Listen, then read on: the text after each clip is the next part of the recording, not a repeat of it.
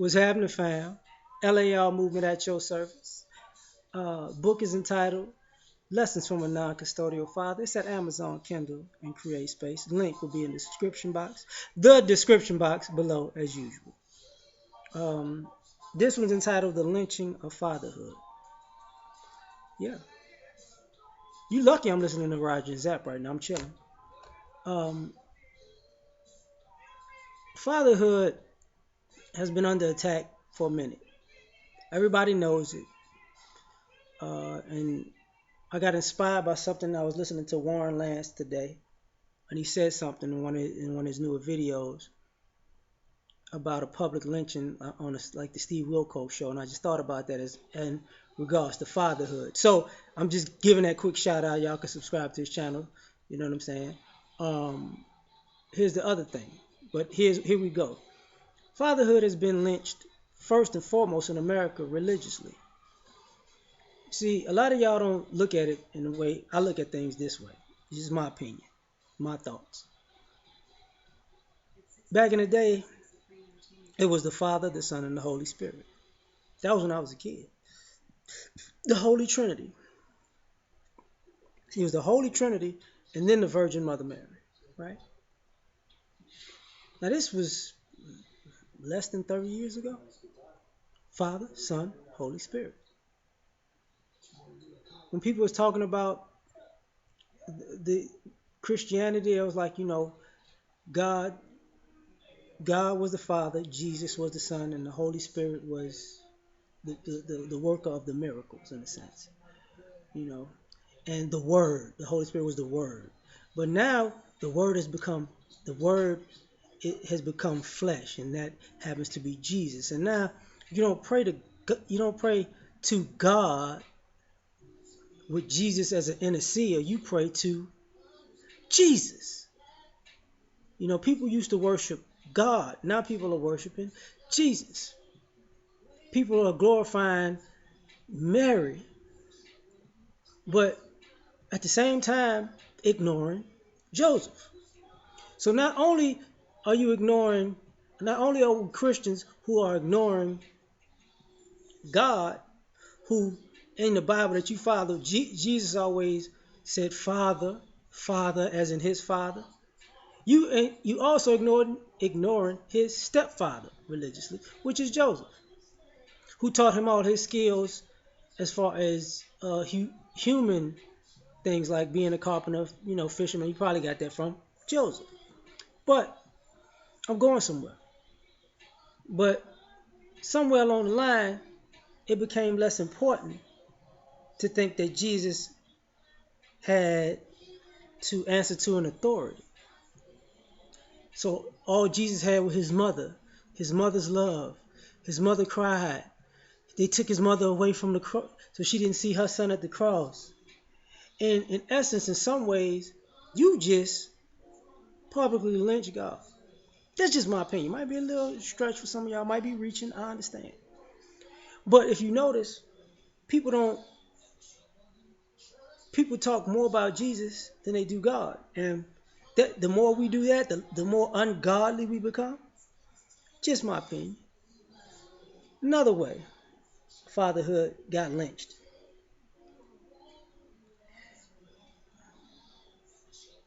See, when you lynch a person, it's kind of like you gotta hit them with the negative propaganda first, right?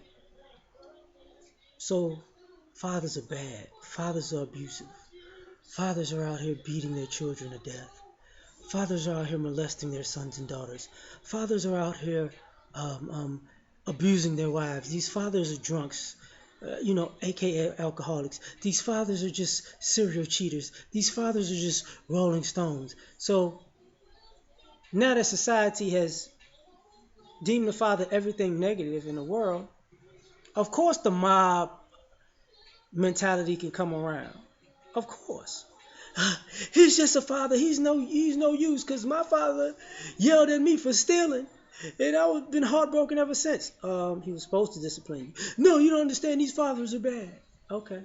So now that everybody's agreed that the fathers are bad, either to get over or get ahead, or how can I put this? or to get leverage. And society's cool with it because in some ways you got the people who actually were abused, who have a legitimate gripe, or and mixed with the people who want leverage, who really don't have a gripe, mixed with the people who are just opportunistic, trying to get something out of the chaos when the scrum hits. But either way, dad's neck is in the noose. So now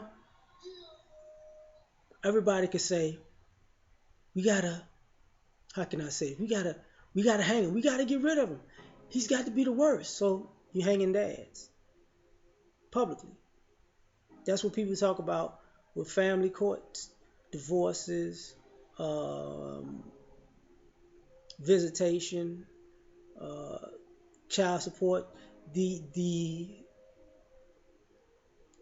fundamental pushing away out of masculinity and fatherhood out of children's lives.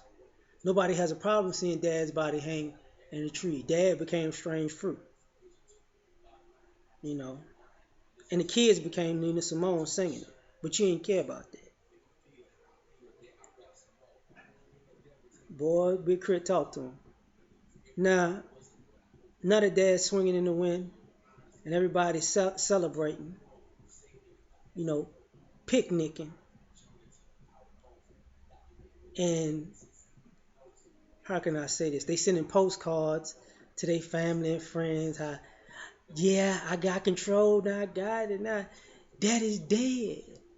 That's what I said. Now you got to live in a society you created, right? And now the guilt set in. Now you took the payment, but now you need that masculinity. But the only people you got to give you that is the same opportunistic men and women who wanted you to lynch your man. So you're basically surrounded by traitors and scam artists. Dad's still swinging in the wind. Still swinging in the wind. Kicking, choking. Y'all done left. That's where y'all fucked up, but I'm going to get to that. But then the next thing is, of course, you wanted to castrate them. Because you know that went on in lynching. You know, castrate people, burn people, you know, ripping, you know, cutting off ears and shit. Because you wanted to get a souvenir of what you did. And how did you castrate these guys? How did you take your pound of flesh?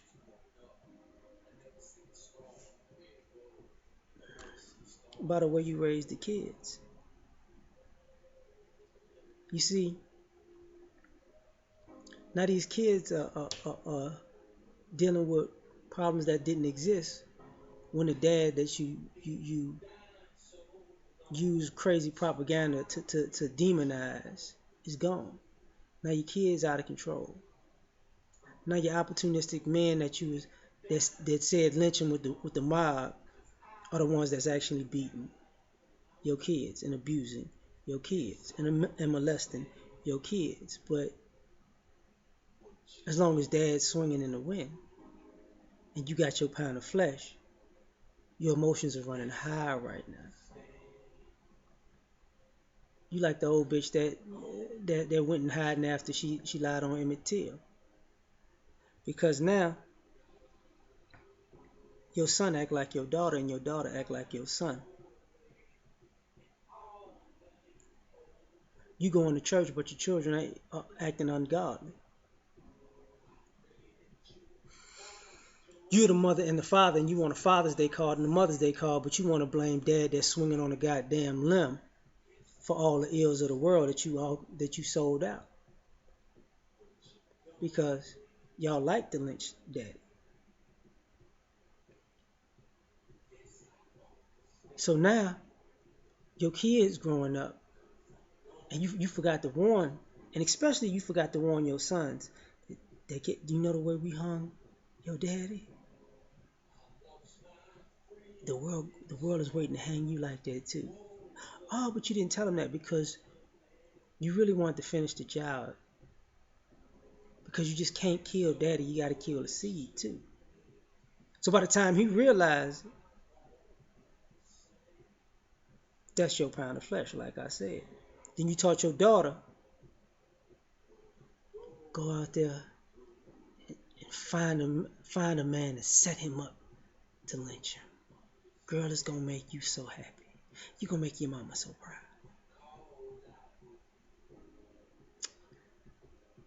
Now,